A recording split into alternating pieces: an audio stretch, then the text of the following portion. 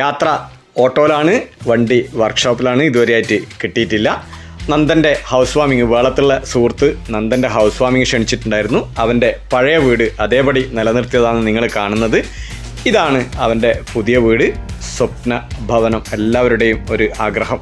ആ ഒരു ഭവനം പൂർത്തിയാക്കി താമസിക്കുമ്പോഴുള്ള ഒരു സന്തോഷം വളരെ പ്രത്യേകത നിറഞ്ഞത് തന്നെയാണ്. രാജാട്ടൻ നമ്മളെ ആദ്യകാല മുതലാളിയാണ്. രാജാട്ടൻ്റെ ഫാമിലിനെല്ലാം നിങ്ങളവിടെ കണ്ടത്. വീടിനെക്കുറിച്ച് ഒന്നും പറയാനില്ല, അതിമനോഹരമായിട്ട്. അവൻ കുറച്ച് വർഷം എടുത്തു കേട്ടാ ഇതിനെപ്പറ്റിയെല്ലാം കുറച്ച് കാര്യങ്ങളെല്ലാം ആലോചിച്ച്. കുറച്ച് വർഷം മുമ്പേ കല്ലിടൽ കർമ്മെല്ലാം നടത്തിയതാണ്. എന്നിട്ട് കുറച്ച് വർഷം കഴിഞ്ഞു വീടിൻ്റെ പണി പൂർത്തിയാകാൻ. എന്തായാലും പൂർത്തിയായി കഴിഞ്ഞപ്പോൾ അതിമനോഹരമായ ഒരു വീട് തന്നെയാണ്.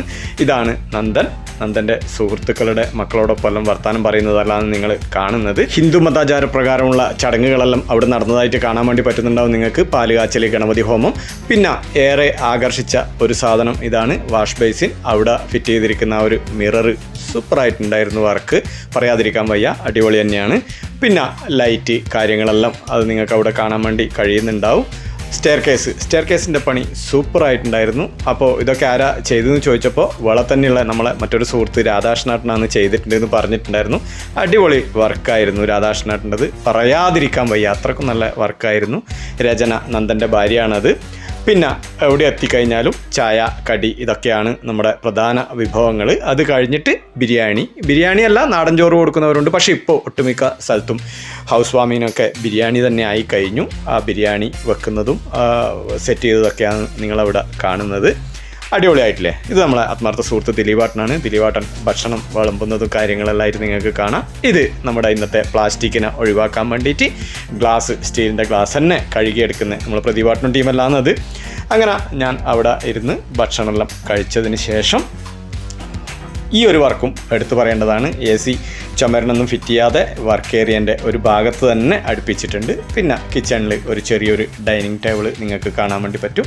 1-2 ആക്കെല്ലാം ഇരുന്ന് ഭക്ഷണം കഴിക്കാനും കാപ്പി കഴിക്കാനെല്ലാം പറ്റും. കിച്ചൺ വർക്കുകൾ അതിമനോഹരമായിട്ടുണ്ട് എന്ന് തന്നെ പറയാം. കുട്ടികളെല്ലാം അടിപൊളിയായിട്ട് തന്നെ അത് ആസ്വദിക്കുന്നുണ്ട്.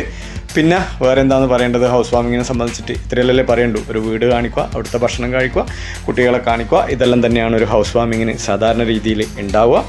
അപ്പോൾ ഇതൊന്ന് എടുത്തു പറയേണ്ടതാണ്. അടുപ്പ് ഇല്ലാതെ അടുക്കള എന്ന് പറഞ്ഞ പോലെ ആ പഴയ കാലത്തെ അടുക്കള അവിടെ ഉണ്ട്. നമ്മുടെ നന്ദൻ്റെ മകൻ്റെ സുഹൃത്തുക്കളെല്ലാം നിങ്ങൾ കാണുന്നത്. അങ്ങനെ എന്തുകൊണ്ടും അടിപൊളിയായിട്ടുള്ള ഒരു ഹൗസ് വാമിംഗ് ആയിരുന്നു. വീണ്ടും ഒരു വീഡിയോയിൽ കാണും വരെ എല്ലാവർക്കും ബൈ. നന്ദനും ഫാമിലിക്കും നല്ലൊരു അഭിനന്ദനങ്ങളും അതുപോലെ തന്നെ ആശംസകളെല്ലാം അറിയിച്ചുകൊണ്ട് വീഡിയോ വൈൻഡപ്പ് ചെയ്യുന്നു. ബൈ.